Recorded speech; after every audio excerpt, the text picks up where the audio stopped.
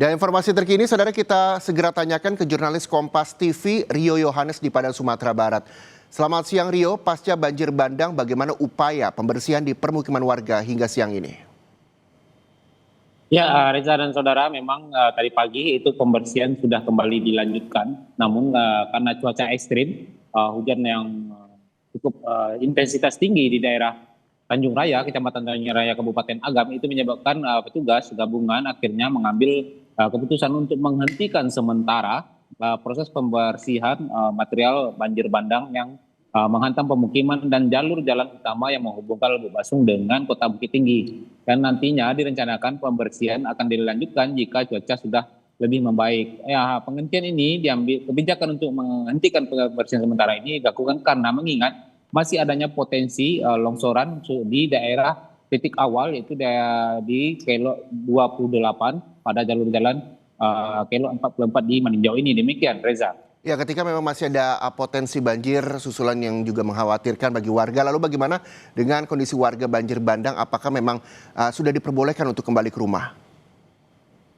Ya, sejauh ini untuk daerah Tanjung Raya, Kecamatan Tanjung Raya, itu Nagari Maninjau, itu sejak tanggal 27 November yang lalu, itu warga sudah mengungsi. Ada 4 titik pengungsian yang disiapkan untuk warga yang mayoritas adalah di daerah masjid. Pertama di Musala Sekolah SMA 1 Negeri Tanjung Raya, yang kedua Masjid SMP Tanjung Raya, lalu di Masjid Agung dan Masjid di Kecamatan Tanjung Raya ini. Ada 4 titik yang ditempatkan untuk pengungsi. Sejauh ini memang pengungsi menyebutkan bahwasanya mereka untuk kebutuhan logistik dan perlengkapan tidur itu sudah sangat mencukupi. Namun sejauh ini masih kekurangan untuk pasokan air bersih. Warga berharap nantinya pembangunan huntara yang direncanakan dibangun di Jorong Bancah itu bisa segera terrealisasi sehingga mereka bisa pindah ke tempat yang lebih layak lagi di huntara. Demikian, Reza. Iya Rio, ketika memang air bersih sulit, lalu bagaimana warga bisa mendapatkan air bersih baik itu untuk mandi dan juga kebutuhan sehari-hari?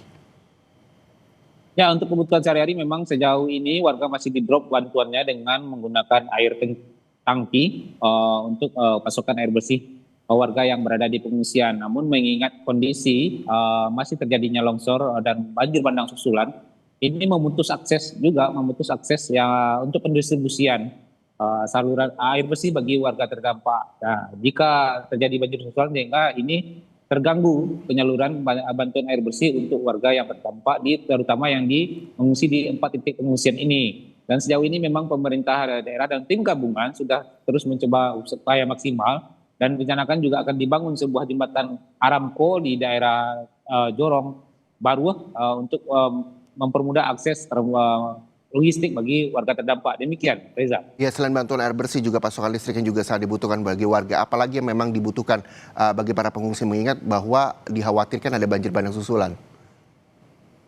Ya, sejauh ini memang warga masih sangat dihantui dengan kondisi cuaca hingga masih besar potensi terjadinya banjir bandang susulan. Mengingat di daerah titik awal longsoran ini di titik 28, Kelok 28 ini masih ada material-material yang rapuh yang berkemungkinan besar akan longsor kembali jika cuaca hujan melanda di daerah kawasan Danau Maninjau. Dan saat ini memang untuk itu warga sangat berharap adanya percepatan pembangunan huntara yang sejak awal sudah direncanakan di daerah Jorong Bancah. Jika huntara ini bisa segera ditempati, warga tentu akan merasa lebih nyaman karena berada di tempat yang lebih aman dan jauh dari bencana. Demikian, Reza.